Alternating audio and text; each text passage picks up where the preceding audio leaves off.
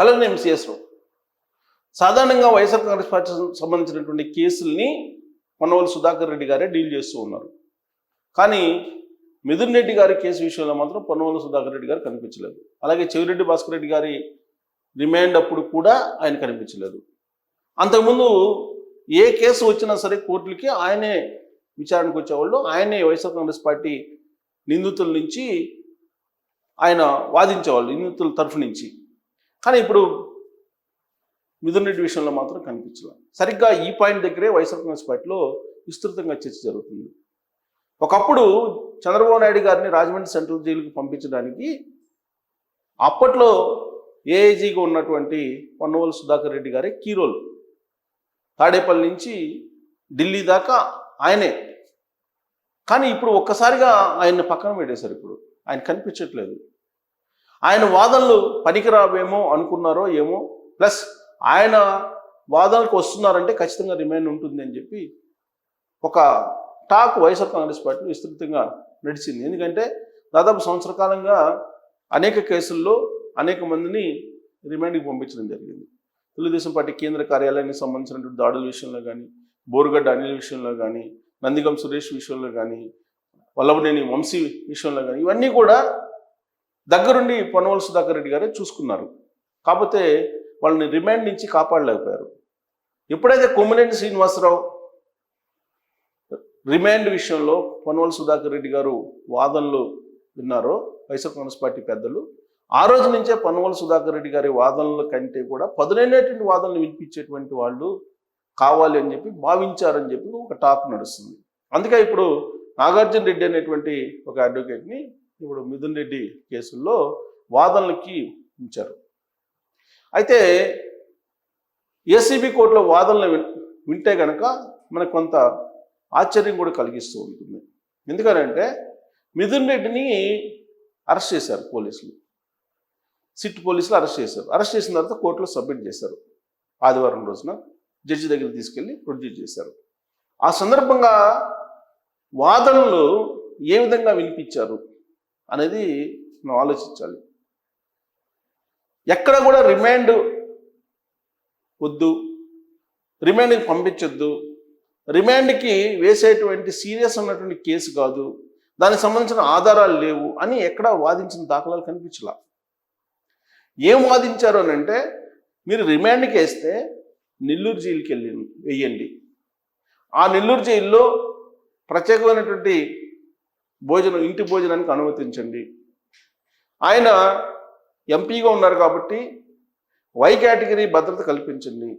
Why category భద్రతలో ఉన్నారు కాబట్టి ఆయనకి ప్రత్యేకమైనటువంటి వసతులు కల్పించండి. ఇవి మాత్రమే జడ్జి ముందు వాదించారు. అసలు రిమాండ్ వద్దు అనేటువంటి వాదనే వినిపించలేదు అనేది ఇప్పుడు న్యాయవర్గాల్లో జరుగుతున్నటువంటి చర్చ.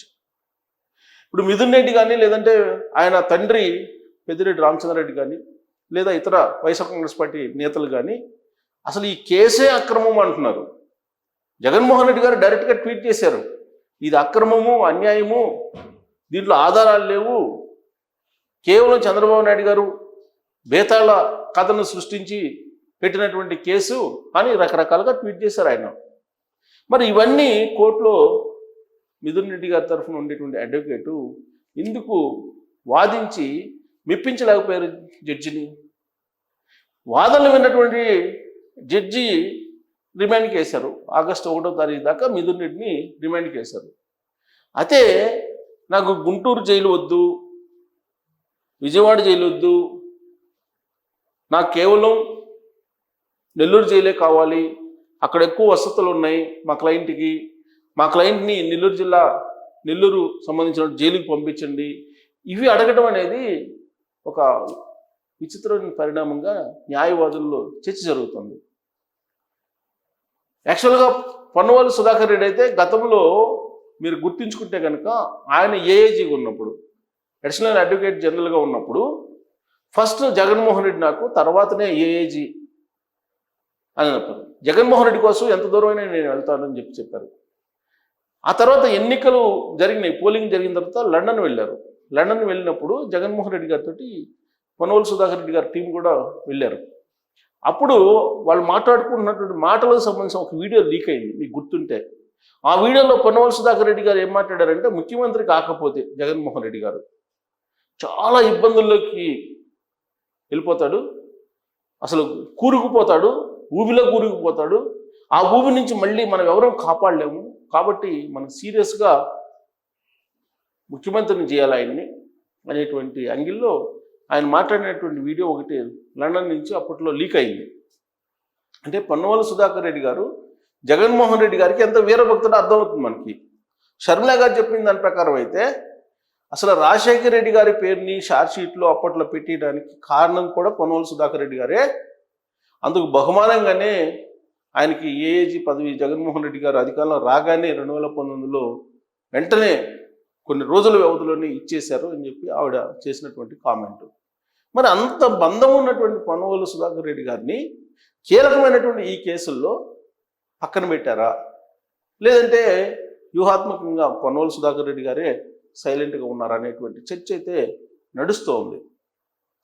యాక్చువల్గా ఈ మధ్యకాలంలో వచ్చినటువంటి కేసులన్నీ ఆయనే డీల్ చేశారు, ఎక్సెప్ట్ చెవిరెడ్డి భాస్కర్ రెడ్డి అలాగే మిథున్ రెడ్డిది. చెవిరెడ్డి భాస్కర్ రెడ్డి అయితే నేనే వాదించుకుంటాను, తాను అడ్వకేట్ని నేనే వాదించుకుంటానని చెప్పారు.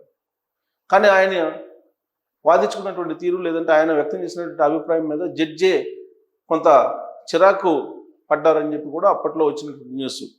సరే, ఆయన్ని రిమాండ్కి పంపించారు చెవిరెడ్డి భాస్కర్ రెడ్డిని.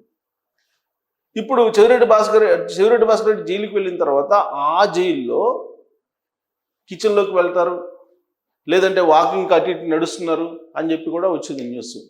ఆ సందర్భంగా జైల్లో అక్కడ ఉన్నటువంటి సిబ్బంది ప్రశ్నిస్తే, మా మామ ఉన్నాడు, మా మామకు చెప్తాను, మా మామ జైలు శాఖకు సంబంధించిన ఉన్నతాధికారి, మా మామకు చెప్తాను మీ అంత చూస్తానని చెప్పి ఏదో బెదిరించారనేటువంటి న్యూస్ కూడా వచ్చింది. మరి ఇప్పుడు నెల్లూరు జైలుకే మిథున్ రెడ్డిని పంపించాలనేటువంటిది ఆయన తరఫున అడ్వకేట్ వినిపించినటువంటి వాదనలు.